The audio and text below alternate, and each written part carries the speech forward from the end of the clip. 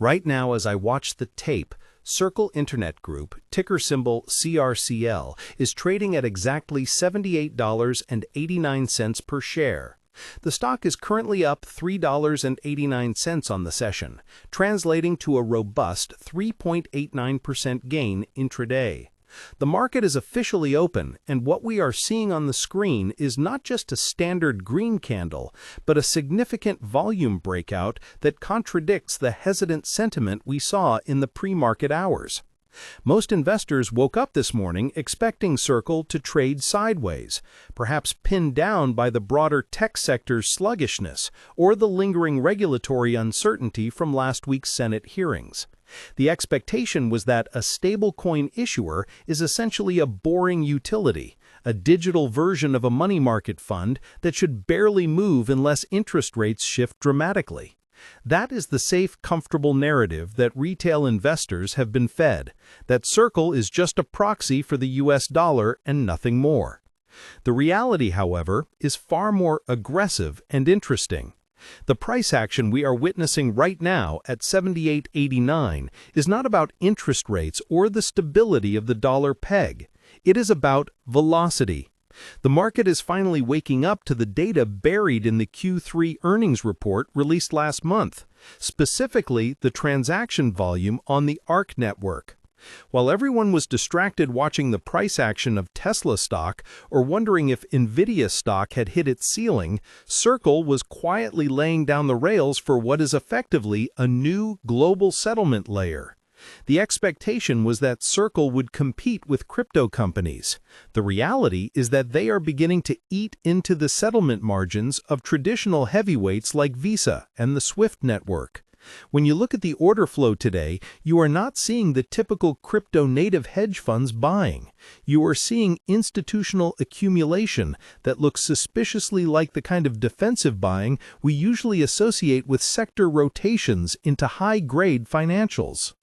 Let's strip away the noise and look at what is actually driving this 3% plus move today. The headline driving the momentum is the updated guidance on USDC circulation, which has now crossed significant thresholds that analysts did not expect to see until mid-2026. The assumption was that high interest rates would drain liquidity from the crypto ecosystem, shrinking Circle's float and hurting their net interest income. But the opposite is happening. We are seeing a decoupling, where USDC is being adopted not just as a trading chip for crypto assets, but as a preferred vehicle for cross-border B2B payments. This challenges the entire bearish thesis. If you are sitting there using your Schwab Intelligent Portfolios or checking your balance on SoFi Invest, you are accustomed to the idea that moving money internationally takes days and costs a fortune in spreads. Circle is dismantling that friction, and the market is pricing in a future where CRCL trades not like a crypto stock, but like a high-growth fintech infrastructure play. It is critical to understand the psychological tension playing out in the order book. On one side, you have the legacy investors who still view Circle through the lens of the 2022 crypto winter.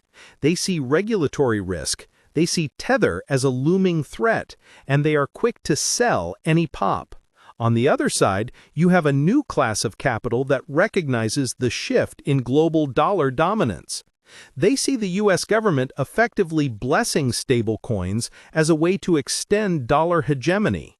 This is why you need to pay attention to the partnership Circle has been announcing.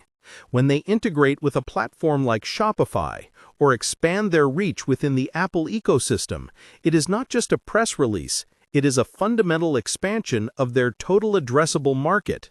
The skeptics say regulation will kill the business model. The bulls, who are winning today's session, argue that regulation is the moat that protects Circle while exposing its offshore competitors to existential risk.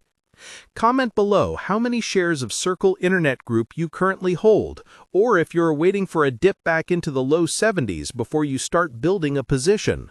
I want to gauge the sentiment of the room, because the retail versus institutional split on this name is wider than I have seen in months. Moving deeper into the mechanics of today's move, we have to talk about the concept of programmable money. I know that sounds abstract, but it is the reason the stock is pushing toward $80. Traditional money, the kind you have in your Fidelity brokerage account or your Chase savings account, is static. It sits there until you tell it to move. Circle's USDC is programmable, meaning it can be integrated into smart contracts that execute automatically. The market is starting to realize that this isn't just about sending cash, it is about automating entire supply chains.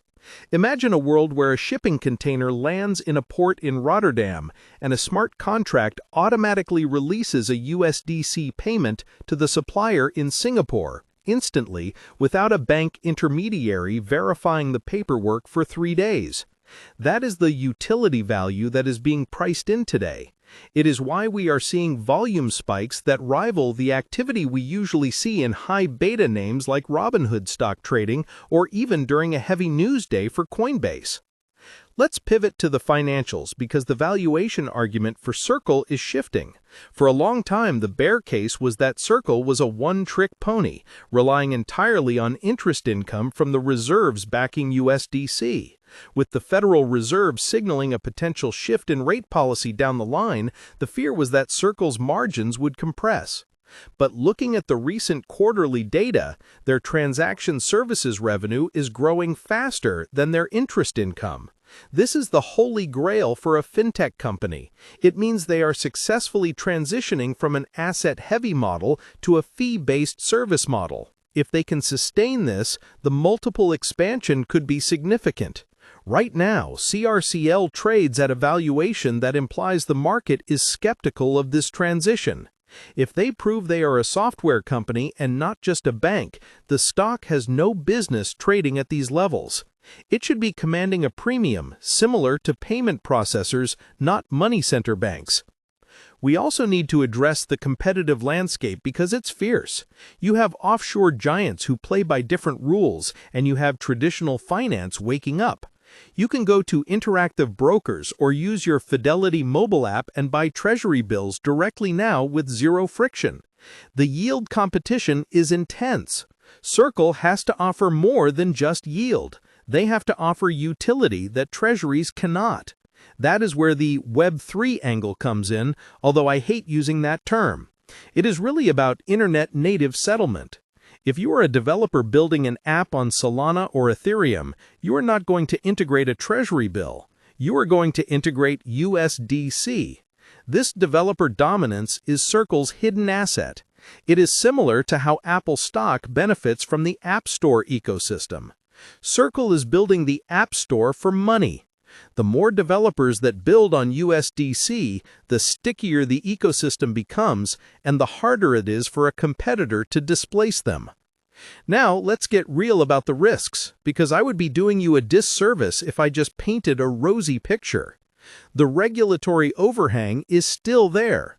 While the US seems to be warming up, European regulators are tightening the screws with frameworks like MiCA. Circle has positioned itself as the compliant option, the adult in the room, but compliance is expensive. It eats into margins. There is also the constant threat of a central bank digital currency, or CBDC. If the Federal Reserve decides to issue a digital dollar directly, does Circle become obsolete? That is the existential question that keeps institutional allocators up at night. However, the contrarian take, and the one that seems to be winning out in the price action today, is that the Fed doesn't want to manage retail accounts. They would rather have the private sector, companies like Circle and commercial banks, handle the distribution while they manage the monetary policy. In this scenario, Circle becomes a partner to the Fed, not a competitor. If we look at the chart, CRCL has been forming a massive consolidation base for the last 3 months. Today's push through 78 is technically significant because it clears the supply overhang from the institutional sellers who were exiting positions post-lockup. We are seeing a changing of the guard in the shareholder base. The early venture capital money is rotating out, and the long-term mutual funds and ETF providers are rotating in. You can see this in the block trades hitting the tape, large, deliberate buy orders that don't care about a few cents of slippage. They are building positions for a multi-year hold.